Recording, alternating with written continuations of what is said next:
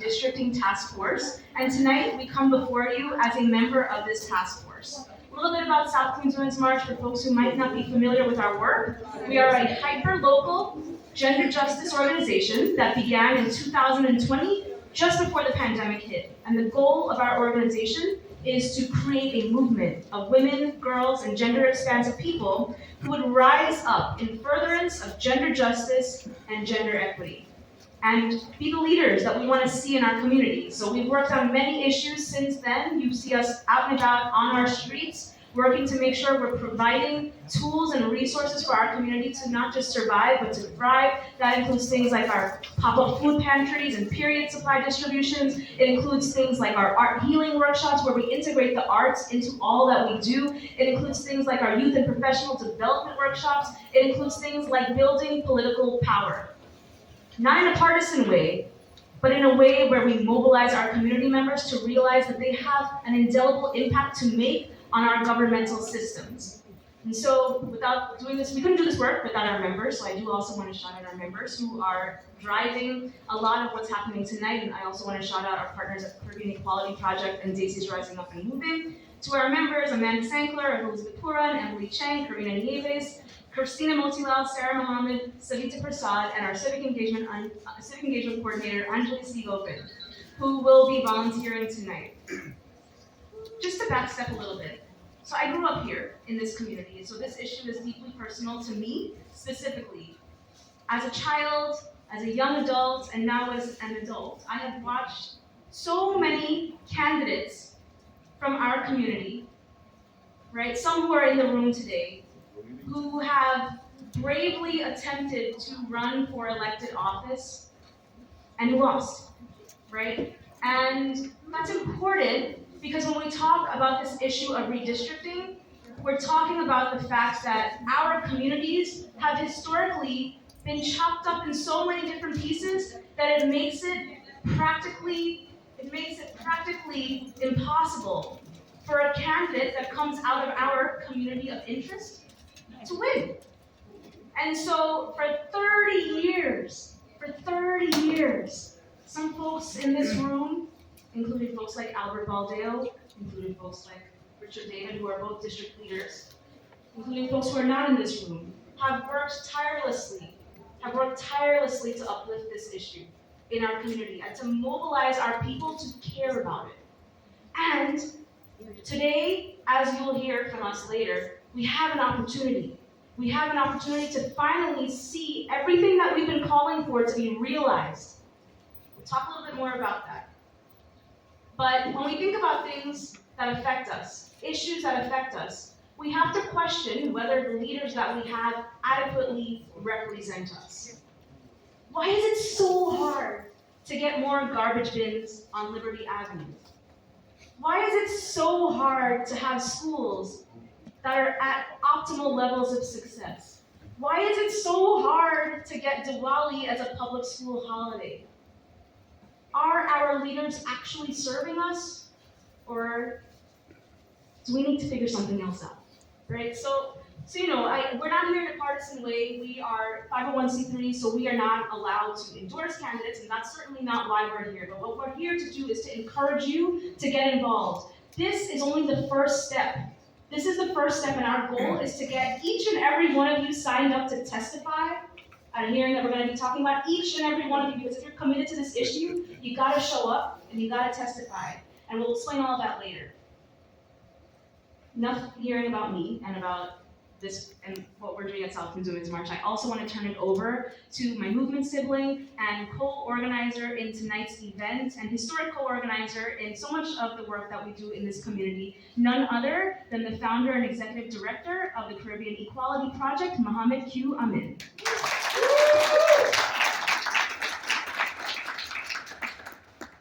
How y'all doing? Oh, come on, you just said try. How are you doing? Good. So you all have documents in front of you that we've prepared.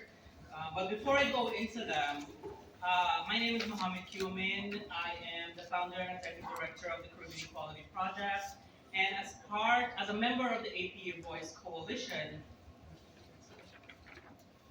we are three organizations voices that are here, that's a part of the APA Voice Redistricting Task Force, along with 21 other organizations that's been fighting for the past 2 years consistently to make sure that our voices are heard and that we bring justice for Richmond Hill through this redistricting process. We also have another member organization here, Drum, who's going to say a few words in a few minutes. We also have interpretation. Nasir from a drum organizer is interpreting this entire conversation in Bangla for those who need interpretation. Nasir, would you mind raising your hand? So that's Nasir from Drum. So a part of this event is to really make sure that this information is accessible. And we couldn't do this work without our partners. I want to create space for Jag Singh to talk a little bit about Drum's work. Please welcome Drum political organizer.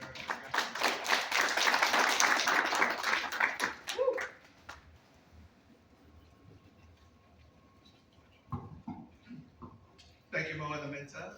Thank you all for being here. I also want to give a special shout out to our great South Queens organizers, Sherry Simran, as well as Nisar, who's doing our interpretation. I will be very brief. Now, why are we here? We're here to fight for our community. We're here to fight for what is owed to us. We are not new, right? We've been here for a while. We've been here for decades, and yet the system as it is, and it doesn't matter who has been in power, whether it's the Republicans or the Democrats, have continued to crack our communities, have continued to make sure that we don't have the political power that we need to succeed, to get the actual strategic things that we need passed. And what does that mean for us? It's not just that we don't have the amount of votes in each district to make a difference. It also dilutes the type of services that we get. It dilutes the type of political opportunities that we receive. They're more than happy to write us resolutions about this day or that day, right? But they're not going to give us the actual services on the ground that our working class communities need. They're more than willing to give us street renamings, but they'll never see us or endorse one of our people to run for office. They'll give us all of the laws, they'll come to our gurdwaras, our mandirs, our temples, and say all the right things, but they're not passing bills that help our working class communities, our communities here in South Queens who need it the most, who've been struggling for a long time. That's why we're here. I want everybody to keep that in mind. It's not just, oh, we need a district that we're the majority in or that can be a center for us. We need this beyond just the one person who's going to represent us in office in the assembly. We need it so we build the strength within the community. So keep that in mind when you're inviting others to come and testify. Keep that in mind as we are continuing on this fight. Thank you for your time. Thank you, Jaga. So we have the power as a community to finally get a district that keeps us together. But we have to talk about the history, we have to talk about the fight, we have to talk about what's next, and that's testifying, as Amir said earlier. I didn't get a chance to talk a little bit about Caribbean Equality Project, but we are a Caribbean LGBTQ immigrant rights organization based in New York City. We were founded in 2015 in response to anti-LGBTQ hate violence that occurred just blocks away from where we are today. And for the past 8 years, we've been in the streets, boots lacing, and fighting for our community. When we talk about redistricting, this issue impacts all of us. It impacts the resources we get, it impacts our political vote, and it impacts how we're able to mobilize our communities. So I want to invite Aminta up to give us a little bit of information about this redistricting process, who are some of our Asian representatives right now, and she can continue with where do we go from here. All right, and the previous slide was basically just logos of all the member organizations of APA Voice Redistricting Task Force. And I think it's important to uplift the work of APA Voice as well. Historically, this work can sometimes feel isolating, right? And it's been beautiful to see the amalgamation of so many Asian American identifying organizations across the city, many of whom are not here tonight. But these individuals, who might not look like a lot of us, right? they identify with us as Asian Americans, and they have stood for Richmond Hill and South Ozone Park, particularly over the last year, in a lot of advocacy efforts. And I think in major part because of the streamlined ways in which we've been doing this advocacy over so many years, we're finally being recognized and we have an opportunity. So some of this may be redundant, but because I know a lot of you are very familiar with the issue of redistricting, right? But it is important to revisit this for those who might not be familiar with the issue so that we're all on a level playing field when it comes to understanding this very technical but very important issue. So, advocacy works, right? Advocacy works. If we think about the landscape of New York State politics many years ago, it would have been hard to see folks that look like this being elected. But we know that when communities rise up, when they rise up and they fight for each other, there's an opportunity for Asian Americans to get elected. And whether you like them or not, these are the individuals who have been elected as Asian Americans or South Asian Americans in New York State. So they're all listed there. And sorry, you can go back. And just to explain a little bit, every level of government has a different title, right? So not a lot of folks don't even know the difference of these assembly versus the Senate versus Congress versus City Council. And one of the critical things to note is that there are a specific number of seats for each of these different levels of government and a specific number of people that have to be within a specific district. And so when these lines are drawn or redrawn, we've got to make sure that this number of people or close to this number of people are within the district. So there's specific criteria that need to be analyzed and assessed when we are redrawing the assembly lines. And for tonight's purposes, we're talking about the assembly. And for tonight's purposes, we're going to also talk about why you all need to testify for certain assembly district lines on February 16th.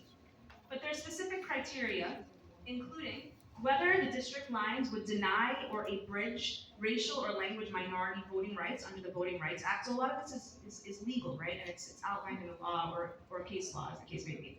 One person, one vote. So to the extent practicable, districts should contain an equal number of people. So what we saw before with the number of people that have to be in each district, to the extent possible, we've got to make sure that that's maintained. Also, districts must be contiguous and compact as practicable. So when you look at the map specifically, it can't be like random little slivers. It has to look somewhat whole. It has to look sort of like a pie or a square or something that's not like, chopped up and diced up. Districts can't be drawn to discourage competition or to favor or disfavor incumbents. So that's a tricky one because, we've got to make sure that we're not trying to remove or oust somebody that's currently in elected office, but we also want to make sure we're not disproportionately favoring them either. So it's a delicate balance. And then finally, the maintenance of existing districts, pre-existing political subdivisions, including counties, cities, towns, and communities of interest. And that communities of interest part is very, very critical and important. So what is a community of interest? You hear that phrase a lot when it comes to redistricting. What is a community of interest? What can it be? What can it not be? So we are a community of interest. The people that are in this room are a community of interest. Why is that? There could be a shared racial or ethnic background. Can't be the only thing, right? We can't base it. We can't just say we want all this district to be Indo-Caribbean or South Asian specifically, but it can be a part of the analysis of whether this is a community of interest or not. A common history or culture, a common religion and or language. So where do we worship? What do we speak? Shared institutions, like the grocery stores, the restaurants we go to, the health clinics, and our places of worship. Again, if we're going to similar places like this, we are a community of interest. Shared socioeconomic traits at education level, income level. Jugga talked about the fact that we are so very working class in this community. Shared political issues, not shared political ideology per se, but shared political issues. Like, for example, fighting hate crimes. We saw the incidence of hate crimes a lot in the past few years. Language access, etc. So that's just a little bit about what a community interest is. If you can validate that, hey, we believe we have this because we have all those criteria, then we should be able to advocate we're a community of interest. We need to be in the same district, right? So I'm not going to get into the details, but all the details of this independent redistricting commission. But basically, there was an entity that was created. So back 10 years ago, and predates that, there was an entity that was arguably a bit more biased or not, or a little more partisan, a bit more, biased, I guess is the word, because it was comprised of elected officials themselves. So now, if you think about it, if elected officials are the ones who are sitting before people testifying, and they have to maintain their position, then and people are saying, well, we want you to change the lines. That's not going to be too unbiased. But so the goal was with the Independent Redistricting Commission, which is a commission before which many of us have testified over the last year or so. The goal was to have an independent commission comprised of 5 Democrats and 5 Republicans to independently assess all of our testimony, assess the maps, to come up with lines that would be, would be unbiased and would be favorable depending on what testimony and the feedback is. And also, I should backstep to say that every 10 years, redistricting happens. Does anybody know what triggers redistricting? Why do we redistrict every 10 years? Census. Exactly. You all are experts. So yeah, the census is taken every 10 years, and after the census, we have different numbers. So we have more data to back up who our people are. Now, we also know not all of our people complete the census. So some of us worked really hard in the last census round to make sure that our people complete the census. And for reasons like this, it's very important to complete the census. So you can move on. But these are the 5 Democratic commissioners, and the following are the Republicans. And so there's both on the commission. And also want to shout out Aaron Fernando, who's supporting us with tech today. And we have a timeline before you that is important to take note of. So on December 1st, 2022, the IRC released a draft map. And I don't know how many of you saw this draft map, but I'll say that when a lot of us saw it, we were like, is this real? Is this for real? And it was because it was so exciting to see all of this advocacy came to be a district that, is close to, not perfect, but close to what we've been advocating for so many years. So that was the map that was released on December 1st. In January to March of 2023, that's right now, we're right here right now, public hearings are going to happen all across New York State in all different counties, including Queens County, to hear about what we think about these maps. And then finally, in April, which is right around the corner, the IRC is expected to submit the final assembly map for approval by both the state senate and by the state assembly. So we do still have to make sure that the state senate and the state assembly have buy-in here, but ultimately that would be the map that gets moved forward, potentially, in April. And so that's the timeline. And please, everyone, be mindful of the timeline and make sure that we'll talk about this later, but make sure that you adequately participate in this. Showing up here is only the first step, right? We have to make sure we keep advocating, because if we don't speak up and say we're in support of this, then we just stand a chance to lose. And then the other thing I just want to flag, that we tonight are joined by many co-sponsoring organizations who have filled the room today. And so it would be remiss if we did not also uplift the organizations and the leaders of those organizations and members of those organizations who have showed up to care about this issue, really. So we have Jahaji Sisters, we have the New American Voters Association, we have RHEDC, we have the Shakti Mission, and there were several businesses that also supported us with regard to food, so shout out to them, including Shivram's Bakery, Singh's Roti Shop, Tropical Isle, and also the Sikh Cultural Society and New York Sikh Council, and Safe Zone as well. So just wanted to shout out those particular organizations. Can we give them a round of applause for their commitment and support? And now I am going to turn it back over to Mohammed to talk a little bit more about why all of this is important. Wow, that was a lot. Wasn't that a lot? So, why are assembly districts important? Who knows the answer to this? We have so many experts here. Who wants to tell us why are assembly districts important? Representation. Go ahead.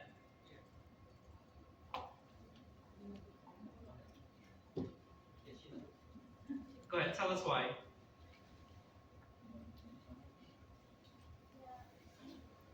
Assalamualaikum, my name is Nila. Welcome, Salam. Assembly important but the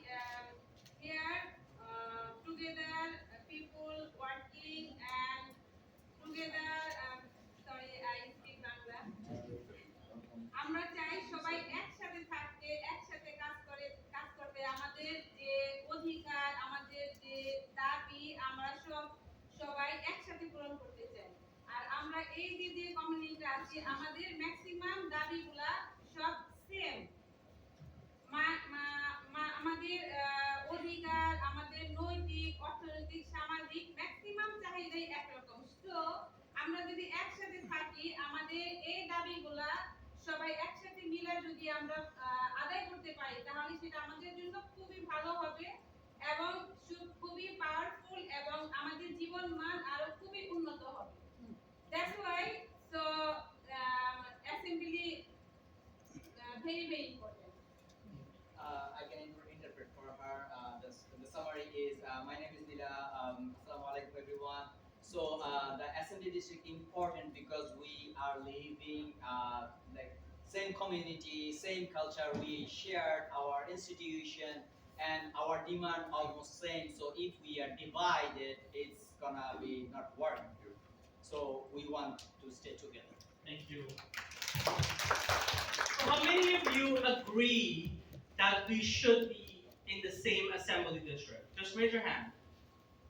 Everyone, right? So our assembly, currently Richmond Hill and South Ozone Park are divided among 4 different assembly districts. But districts are important because these elected officials vote on state budget, they draft and pass bills, and they also make sure that our voices are heard at Albany. So right now, the New York State Assembly has an important bill about our community that they could vote on. How many of you know that bill? What that bill is? Nobody?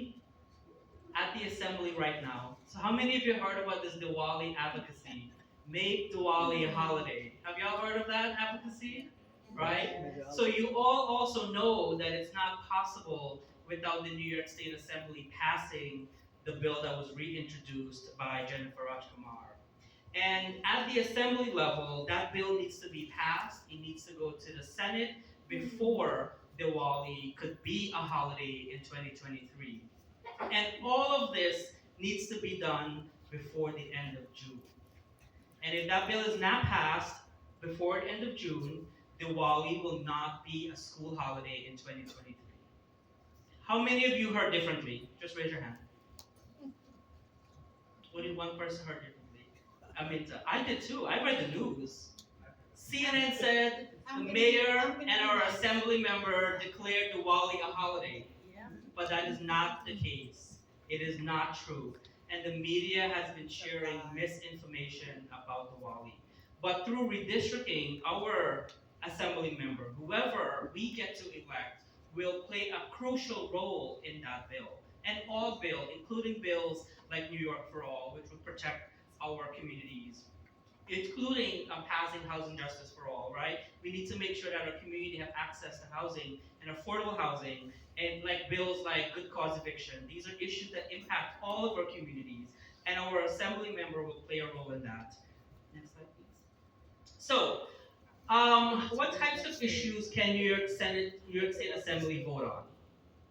Housing, healthcare, education, public safety, infrastructure and transportation, workers' rights, climate resiliency.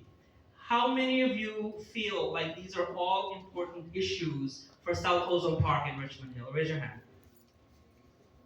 These are all important issues. In order for us to build a more resilient community and a community that knows its rights, workers' rights is so important for our community, for our documented and undocumented community members, our neighbors, our families. But we need to have an elected official that will fight for all of us, regardless of our immigration status. And currently that is not the case, right?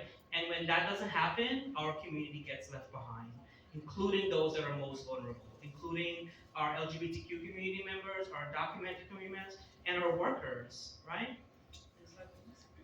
So, no longer invisible. We as a community have, my notes are not here. We as a community have been fighting for issues like redistricting for such a long time.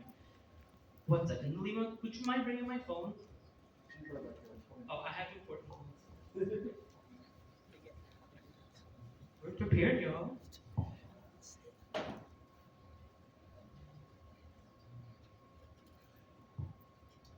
So, how many of you testified during the last round of redistricting hearing for the state assembly?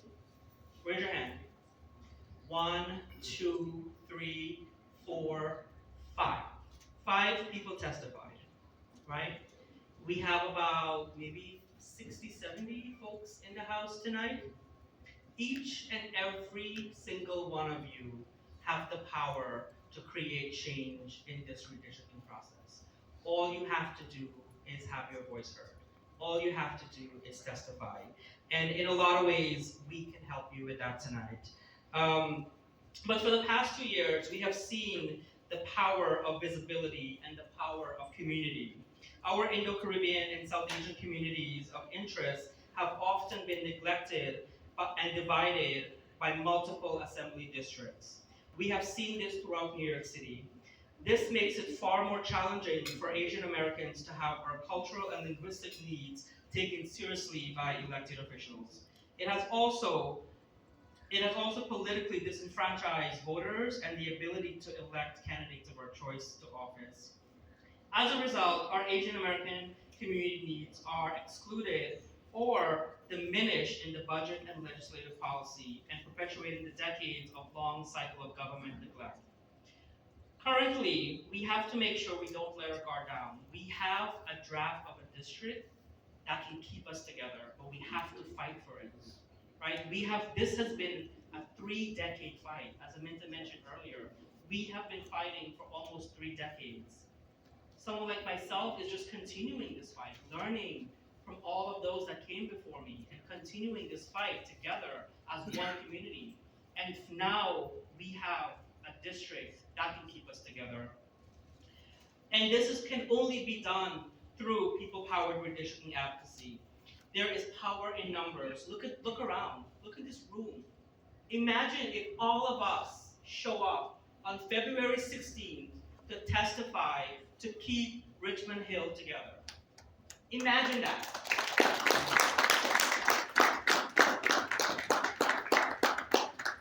And as we say in organizing, y'all have to take up space. You need to take up space because our community is going to continue to be fractured if we don't take up space.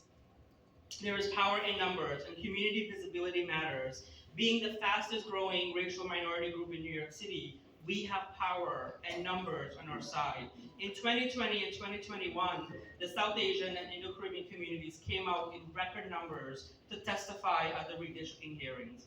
This impact was seen and heard throughout New York City. It highlighted our cultural similarities, faith, and languages. It showed that the community cares about this issue. For example, Richmond Hill and South Ozone Park, our community was egregiously divided into 7 assembly districts, the most gerrymandered neighborhoods in New York City. Currently, boo! Currently, our community is divided into 4 assembly districts. The 2022 IRC draft map puts Richmond Hill and South Ozone Park into a single assembly district for the first time in history.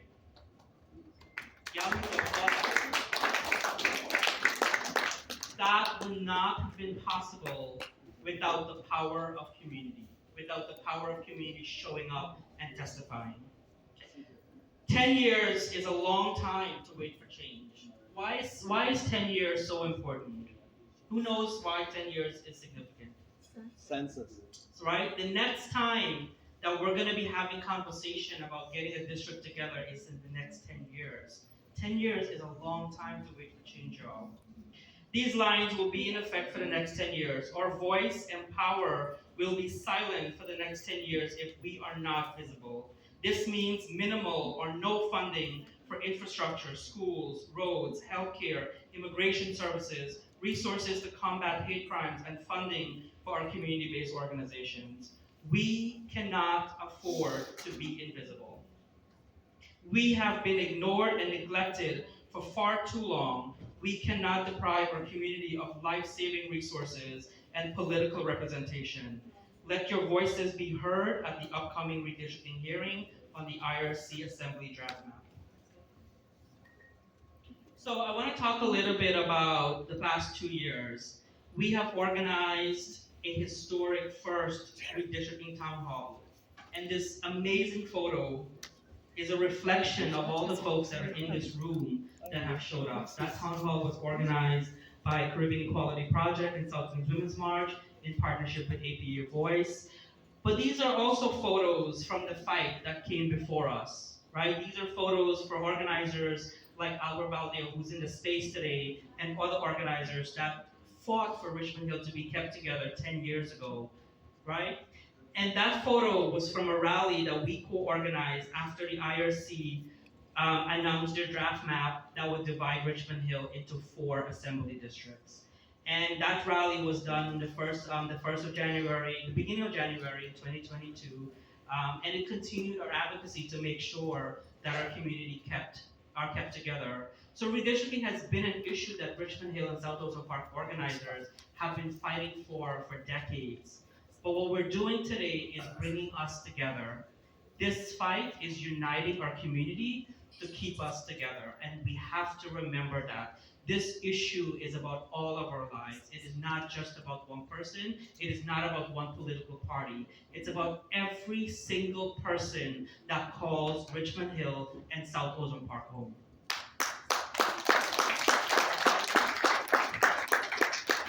So, we're gonna show y'all a documentary that we are super proud to be a part of. It's called This Is Where We Draw the Line, and it was produced by APA Voice and Minta, Jerry, who is here from Aldab. Jerry, raise your hand. There's Jerry. So many of us participated in this documentary to talk about what this redistricting cycle was like for us. And after this video presentation, this documentary screening, we're going to hear from Jerry, who's going to educate us a little bit more about what's next.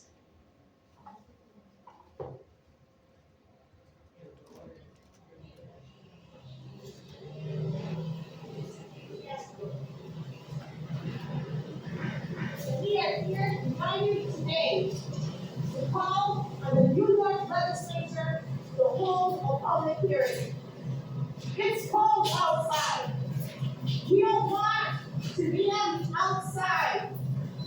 We want to be let in to the process. Democracy dies behind closed doors. A plan released today by the New York State Legislature's Democratic majority could redefine what the state's congressional districts look like for years. Well, changes in New York's congressional districts are creating some controversy tonight. Judy, this is a state that in 2014 voters approved a ballot measure that took redistricting out of the hands of politicians, put it in the hands of a bipartisan commission. It is a surprise to no one that bipartisan commission broke down, was polarized, so it went back to the legislature. Every 10 years when the census is taken, there are changes in the population, growth here and loss of population elsewhere and so forth. The legislators lay out the new district lines. I think that this is a great conflict of interest. I think we've got to end the practice of drawing our congressional districts so that politicians can pick their voters and not the other way around.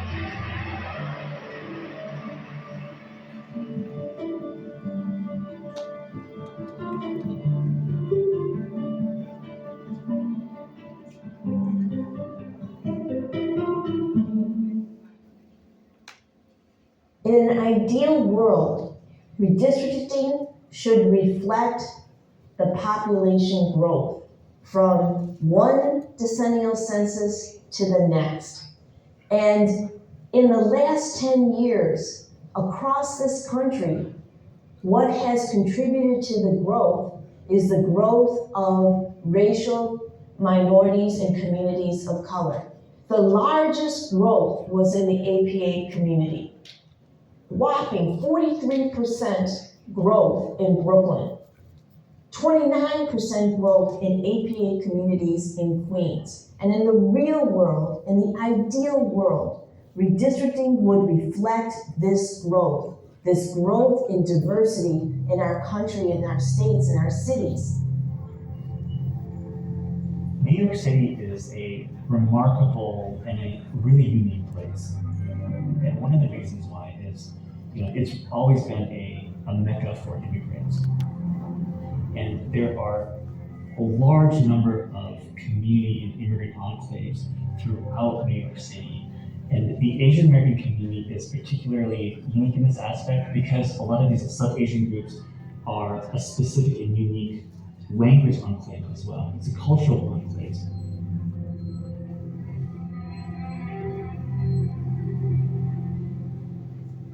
Political districts determine the resources you get for your community. It determines your political representation. It determines infrastructure, funding for schools. It also determines transportation. My grandfather was the last person in my family to get sick. We got a call from the doctor right after he got admitted, and the doctor said that based on his age and pre-existing conditions, we don't think he's going to make it. He was 75 years old.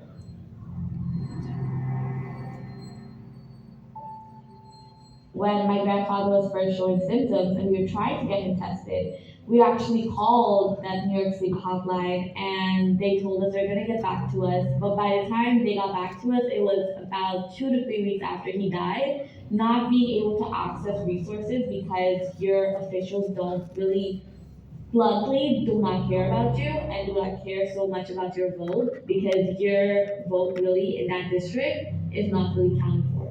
Redistricting is the most effective voter suppression tool out there.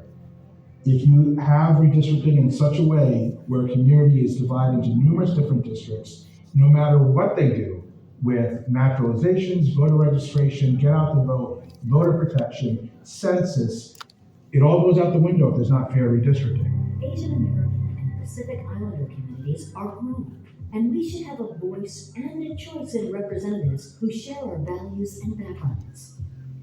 Right now, there are politicians who are trying to redraw the boundaries to make it easier for them to stay in power instead of listening to us and serving. In 2010 redistricting cycle, there were major eyesores that needed to be corrected. Richmond Hill and South Ozone Park were divided into 7 assembly districts. Literally the most gerrymandered community in New York City. It's arguably the most egregiously divided in all of New York State.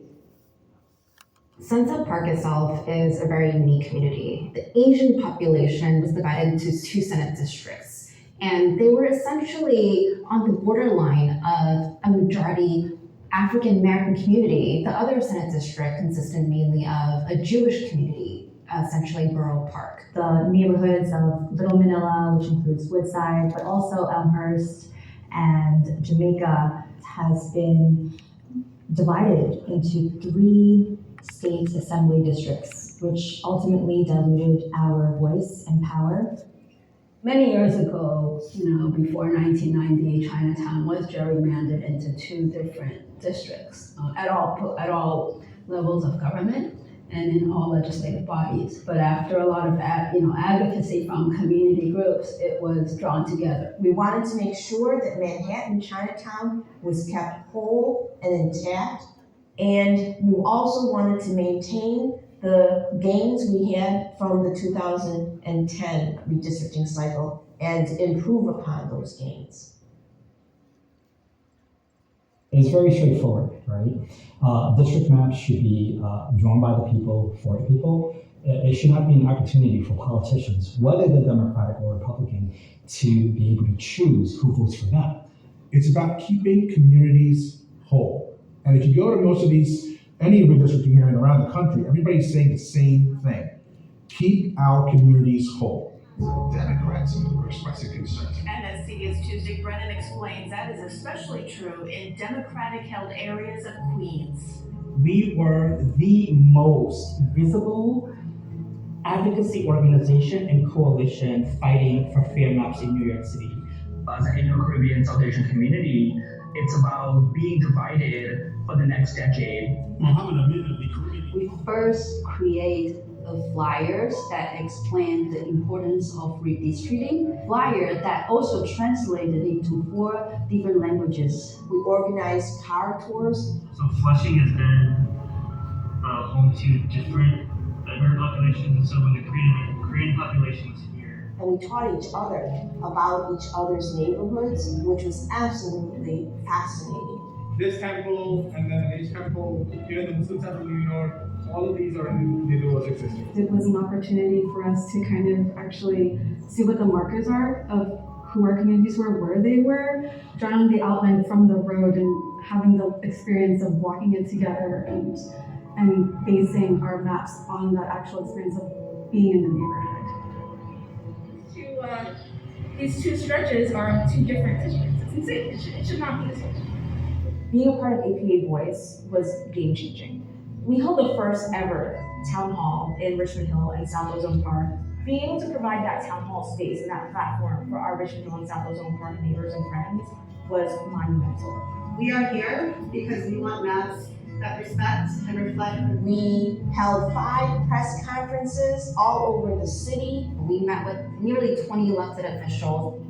We held a redistricting town hall in South Brooklyn. We had an art contest where we engaged youth from across the cities. And I think through all of these different processes, we were able to both gather from the community what they wanted to see in their district. We then prepared our community members to give testimony. Welcome to today's public input session. My name is David Amora. I'm the chair of the New York State Independent Redistricting Commission. And I want to welcome everyone to our second listening session, this time for the great borough of Queens. My name is Denver Choi, and I am the Civic Participation Director at the Minwan Center for Community Action. So thank you, Commission, for having me. My name is Farzana Linda, and I work at TIA CDC, a member organization of APA Voice Redistricting Task Force. My name is Edmund Zablana, and I'm Policy Director at the Chinese American Planning Council, CPC. The mission of CPC is more than 7 years ago, New Yorkers voted to take congressional redistricting out of the hands of lawmakers and let an independent commission redraw the lines. 5 Democrats and 5 Republicans worked for months to reach a consensus, but they fell short a few weeks ago. Instead of submitting one bipartisan map for lawmakers to vote on, the commission failed, submitting 2 proposals, one Republican and one Democrat, leaving the power to choose once again with lawmakers. We were able to reach agreement in 80-90% of the state, but we just couldn't make it to the final, make it to the finish line. When the IRC announced that they were deadlocked, my heart broke. It was supposed to be an independent redistricting commission, free of politics, free of Democratic and Republican politics, but it wasn't really that free of politics. You are essentially asking lawmakers to do something that may make it less likely that they keep their jobs. This is intended to be a democratic body. It's intended to be a commission that is supposed to, if it serves its democratic ideals, that is supposed to uplift the voices of the very community members of the districts in which lines are going to be drawn by them. I knew that this was going to go to LAFOR, and I also knew that there was a potential for our current legislators to draw maps to benefit their political careers. LAFOR was composed largely of elected officials. LAFOR drew maps and decided that they were going to not give the community hearings on those maps. They had all their districts drawn the way their members wanted it to be drawn through backroom deals, and they didn't want to be challenged on their map. Blood, sweat, and tears went into the advocacy that we did.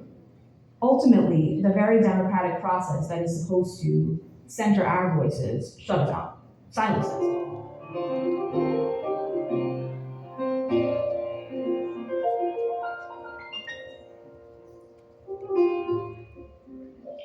Mr. Speaker, would you please call the House to order? The House will come to order.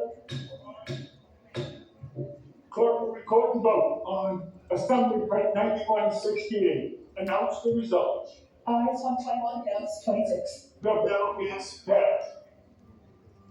The state legislature just passed a new congressional redistricting map drawn up by Democrats after an independent redistricting committee failed to produce its own. It would likely give the Dems 22 congressional seats and Republicans 4. We're trying to do our best to fairly, and to unravel some of the unfair things that may be. This is what democracy looks like. This is what democracy looks like. This is what democracy looks like. The emergency rally, therefore, was that much more critical. There was no way we were going to just let this go. We needed to have our voices heard. We are extremely disappointed in how this current process ended. It is a very important gathering this morning. It is freezing. I am very. We deserved an opportunity to be heard. We deserve fair maps. These are our neighborhoods. You wronged us 10 years ago. You wronged us again now. United, we'll never be defeated. If you're not feeling heard, you're not feeling as though your voice really matters, and you don't see the point in showing up to this election.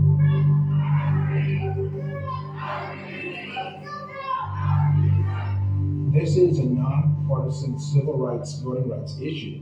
We deserve political representation in New York City.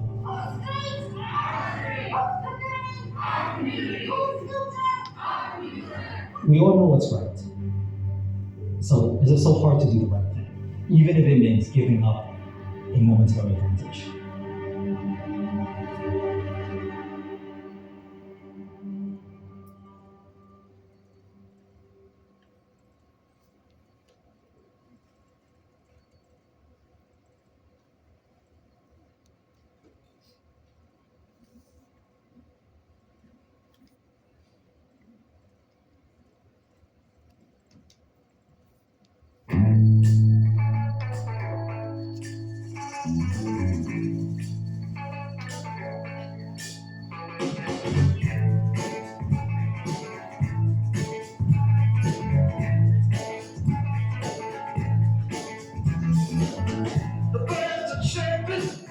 The sun gonna shine, and I tell you one thing's been on my mind. This world we live in, well it's yours and mine. Let's make it brighter while we got time. We are people that make it happen. You and me just reach out and grab it. And I don't know what you've been told, but it's our time, yeah, it's our world. We're all people that make it happen.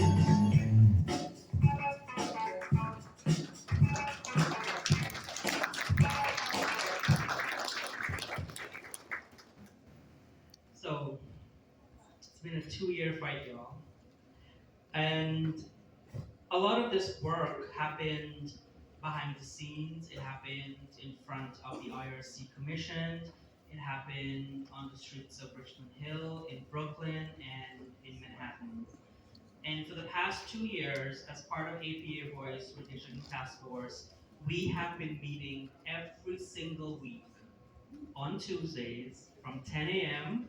to 11 or 11:30, depending on the time, for 2 years, every single week, in order for us to achieve all of what we have achieved together. And Aminta, myself, Japreet, and folks from Chaya have been representing South Ozone Park and Richmond Hill, and we have been mobilizing our community to testify. And tonight, that's why we're here. And an individual that's been leading a lot of that for us is Jerry Guatemala, who's been a part of this fight with us for decades. Please join me in welcoming Jerry Guatemala. Thank you so much, Mohammed. See a lot of familiar faces here. Before I get started, many of you see me here before giving a similar presentation. I do want to just introduce a colleague of mine, Ronik Patel. Please raise your hand. Ronik joined ALDEF just recently as our Equal Justice Works Fellow, recent UCLA law grad, who's working specifically on redistricting with us at local levels like City Council and other things. So I'm going to start with Assembly because that's what we're talking about, but we're going to conclude with City Council. You might be thinking City Council's over. Well, no, and hopefully not, and we'll talk about that at the end. So with Assembly, it's basically the same thing that you have on your flyers. This is our community of interest map. There's a description here. It says Aldous community of interest. I mean, this is all of our community of interest. We constructed this map with the boundaries from input from Mohammed, Amita, and a bunch of other folks. Many of you know this map. You have something very similar that we had 10 years ago, right? The very first step in redistricting is identifying your community of interest, right? So one thing that's going to be very important for those of you that are testifying, and I hope it's all of you, to identify and support Aldef's community of interest map for Richmond Hill, South Ozone Park. And you notice I didn't say Richmond Hill and South Ozone Park. We define this community of interest as Richmond Hill / South Ozone Park as one community of interest that must be kept together at all legislative levels. The really great thing about this, it just sort of worked out this way, the population for this community of interest, out of all, we identified 18 different communities of interest. This one is almost ideally the population for a state assembly district, right? And so our ask is, hey, keep our community whole. Now, Aaron, I'm going to ask you to go to.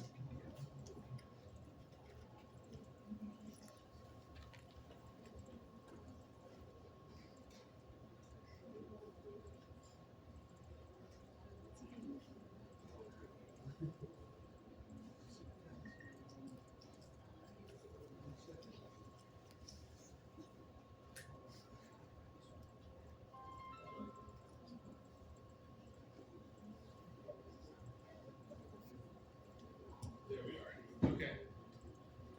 So what this is here, the blue is that same community of interest map. It's the same map I just showed you. And what this is the orange lines are the IRC Independent Redistricting Commission's draft lines that they just proposed. This, guys, this is a home run.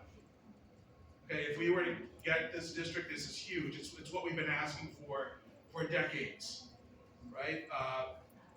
It was mentioned earlier at the start of this process. Some of you may have seen the New York Times article. It's a really big success for us to get the Times to cover this community, because we're often forgotten. They wrote about the fact that this community was the most gerrymandered district, the most divided out of all neighborhoods in the state. 7 different assembly districts, right? You all know the legislature, they fixed it a bit, but we're still divided into 3 different assembly districts, right? 3 different assembly districts. Look what this does. This puts us all almost completely in one assembly district. So this is a home run. It's very similar to what we proposed, Alvin proposed in the unity map. Some of you that had testified earlier, maybe you remember testifying and supporting the unity map. Well, the IRC had this really great individual district for Richmond Hill and South Ozone Park. So I want all of you to testify and say you support this type of configuration. This is what we're asking for, keeping our communities whole. Now, you can't take it for granted that it's going to stay this way. They're having these hearings because presumably they're going to change their map. And I want you to know this is a 150 district map. It's for the entire state. So when you start changing one district, and it has ripple effects to other districts. So don't assume it's going to stay this way. If it stays this way, great for us. We have to fight for it, make sure that they don't change it. Okay, so we're going to support the community of interest map. We're going to say this is a good configuration that you drew for Richmond Hill, South Ozone Park, and it's also consistent with the unity map. The unity map is an entire plan for New York City that we tried to keep all of our communities whole. This is only one district though. So when you look at the other districts, and there may be other conversation about it, our brothers and sisters in Glen Oaks and the Hillside Corridor, Queens Village, Belrose, Floral Park, they're divided, right? And it's not a good configuration. We saw the video talk about Brooklyn. South Brooklyn is divided into different, districts also. So the IRC is going to vote on a full map, 150 district map. They're not going to vote on district by district. So it's important for us to identify our community of interest map, say what they did for our community was good at the assembly level, but that we want the full map to keep all of our communities of interest whole. As I mentioned, we identified 18, right? That's East Asian, South Asian, and we're all doing this as a coalition. So it's important that we stand up for each other and say we need a full map that supports all of our communities and keeps all of our communities of interest whole. Right? So we're in a good spot right now. We need you all to come out and testify and say, don't change this one part of the map. We want to keep the same. Keep Richmond Hill, South Ozone Park, which is one community of interest, whole in one assembly district, which we can do right here. Right? This is what we want. Okay? And it's consistent with what the unity map does. Now, I was told I have 10 minutes, so I don't want to go over my time. I hope you'll all come out and support what we have at the assembly level, make sure we don't lose it, keeping the community whole within one district. But what happened at city council? Aaron, if you open that last tab all the way to the right, you might have to press the arrow. Yep, the arrow all the way to the right, yep. But what am I showing you now? This is city council. I mentioned some of you may have thought city council is over. You know petitioning starts pretty soon. Some of you know about the really contentious race in 2021, right? What did the city districting commission do? Well, here's our community of interest, Richmond Hill, South Ozone Park. Are we kept whole at the city council level? No. Look what they did to us. They cut us in. You know what this line is? That's Liberty Avenue. You find this acceptable? And this is a big problem. This is what we were trying to fight against. 20 years ago, you know what the dividing line was? Lefferts Boulevard. And we said, you're cutting us in half. So 10 years ago, we had a pretty big victory. They drew the line more this way. Aaron, if you could go back to the representable map. If you go down here to, and then the representable map. Yeah, no. And if you stay on this, there's a data, election data, no, right next to it. Demographics, election data. Go up on election data. Oh yeah, there it is. If you go city council.